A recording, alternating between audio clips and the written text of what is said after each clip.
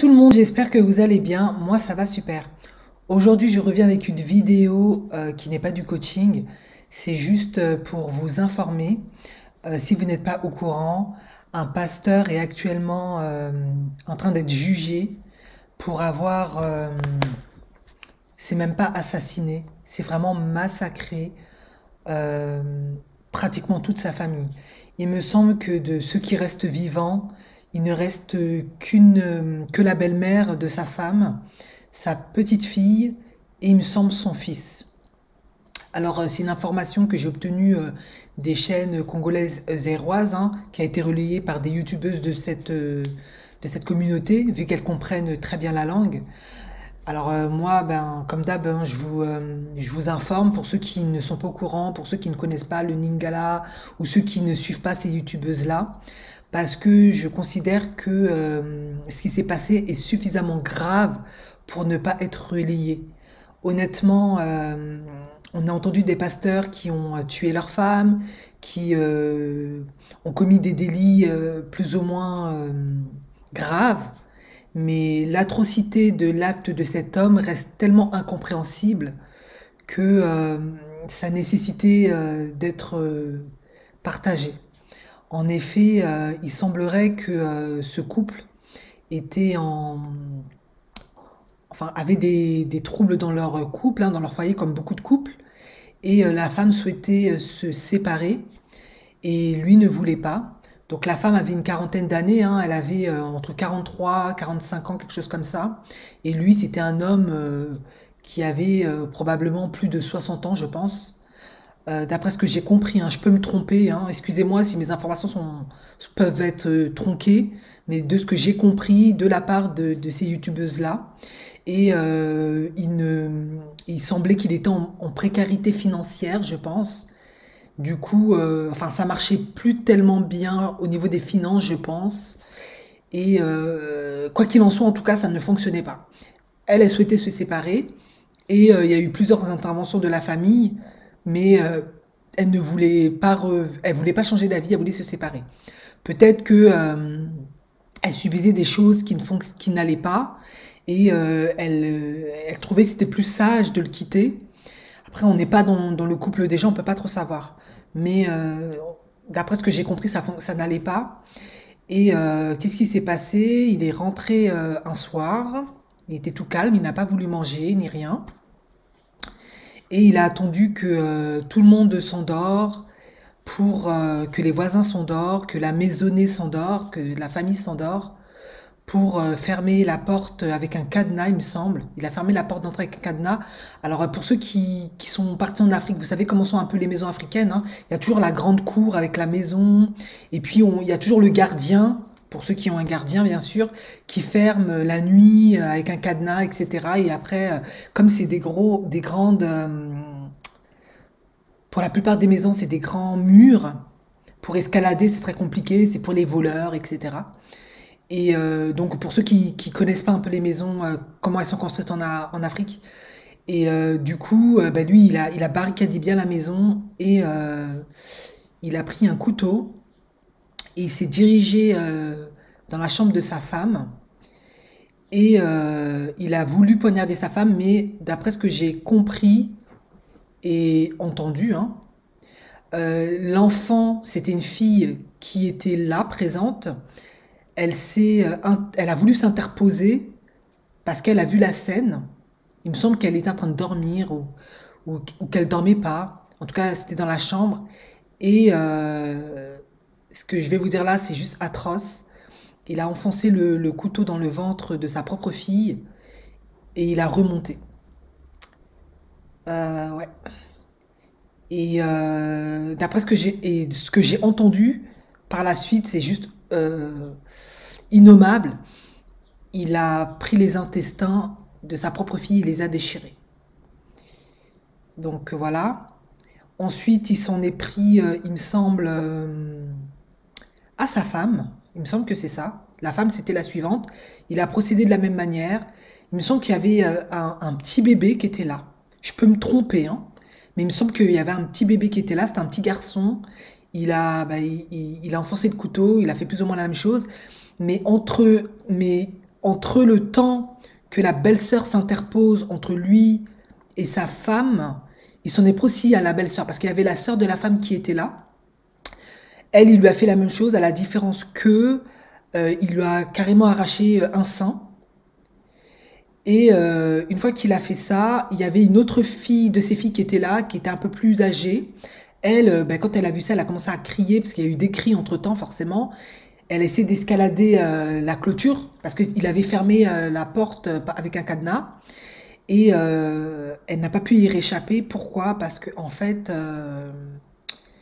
avec son couteau, pour l'empêcher d'escalader, pour la faire redescendre, il lui a enfoncé le couteau dans les jambes, en fait. Du coup, ben, elle pouvait plus escalader et il l'a massacrée. Ensuite, une fois qu'il a fait ça, il s'est dirigé vers la chambre où dormait la belle-mère, c'est-à-dire la mère à sa femme et une de ses filles, il me semble. Et par la grâce de Dieu, par la grâce de ce que vous voulez à ce moment-là, hein, honnêtement, chacun ses croyances, il n'a pas réussi en fait à casser la porte et entre-temps, parce qu'on entendait les cris, les voisins commençaient à s'inquiéter puisque la fille aussi, quand elle était sur le mur, elle criait en lingala, en gros que son papa, il est en train de massacrer tout le monde, quelque chose comme ça. Et du coup, les voisins appelaient la police et autres et puis ils ont eu le temps d'arriver pour casser la porte, rentrer, l'intercepter avant qu'il ne puisse rentrer dans la chambre pour tuer la maman de sa femme, donc sa belle-mère et la fille. Donc, d'après ce que j'ai compris, hein, selon les informations, honnêtement, allez voir sur les chaînes de ces youtubeuses-là, il y a, il y a Congo RDC, quelque chose comme ça, Niclette, hein, Mama Lumière, et d'autres, hein, il me semble, qui ont relayé. Moi, je vous dis vraiment grosso modo parce que c'était trop atroce pour que je puisse poursuivre plus, quoi.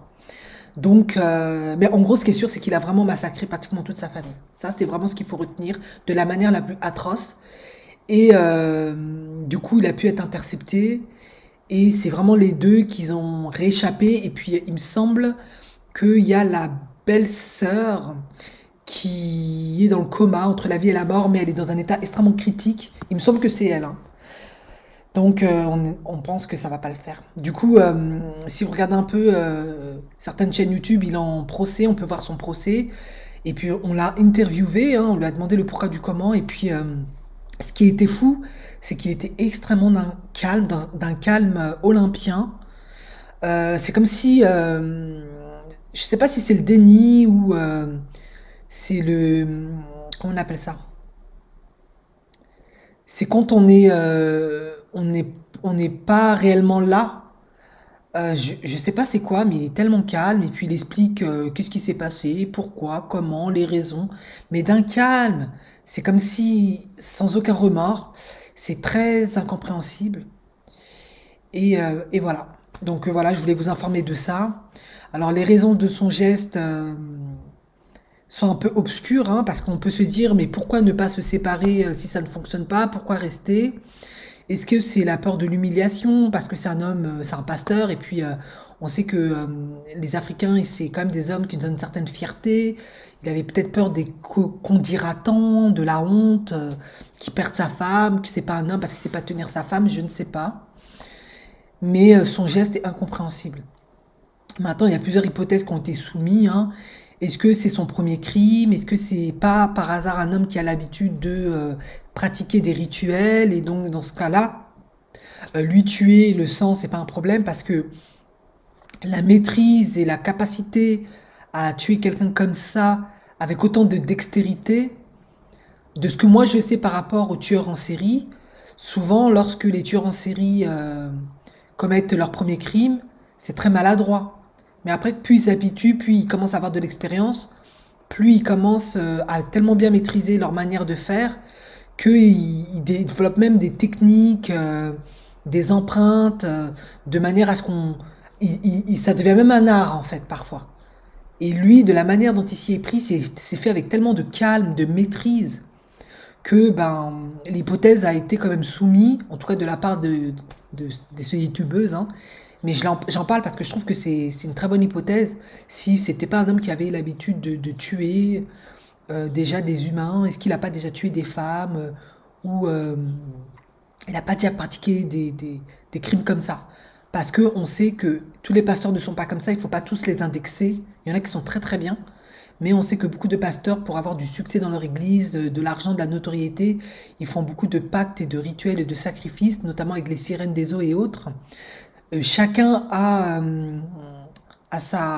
ses contraintes qui vont avec, comme ça peut être de coucher avec des femmes vierges, des femmes mariées, de sacrifier leur bébé, leur première femme, tout un tas d'abominations. Et on se demande, est-ce que lui, il en faisait partie ou pas? On ne sait pas trop.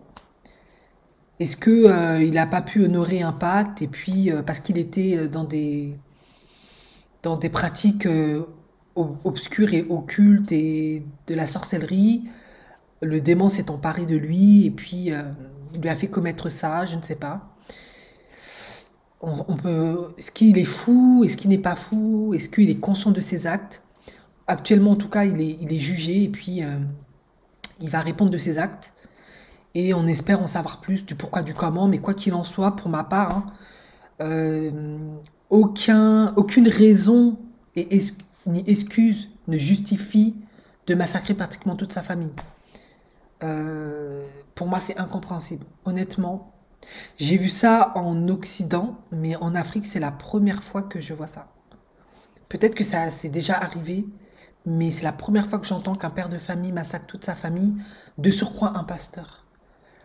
Alors le fait qu'il soit pasteur, c'est pas le plus important parce que c'est pas parce que c'est un homme de Dieu que c'est pire. Non, c'est juste que effectivement la précarité parfois et la position fragile de ces hommes de Dieu qui souvent n'ont pas d'emploi à côté ou de business et vivent des offrandes et des dîmes de leurs fidèles, eh bien c'est sûr qu'en période de corona, ça fragilise encore plus parce qu'on sait que les églises étaient fermées, les gens serrent la ceinture et les bourses, et ça a pu mettre à mal beaucoup de ces pasteurs-là. Est-ce que lui, il en faisait partie? Est-ce que ça faisait partie Est-ce que c'est une des raisons qui a fait qu'il est passé à l'acte? Je ne sais pas. Quoi qu'il en soit, maintenant c'est à la justice de juger ce qui va se passer, mais c'est juste horrible, quoi. Donc je vais arrêter ma vidéo là, je vous ai informé. Si vous voulez en savoir plus, allez sur ces chaînes de youtubeuses, elles pourront mieux vous éclairer que moi. Euh, mais c'est juste horrible. Voilà.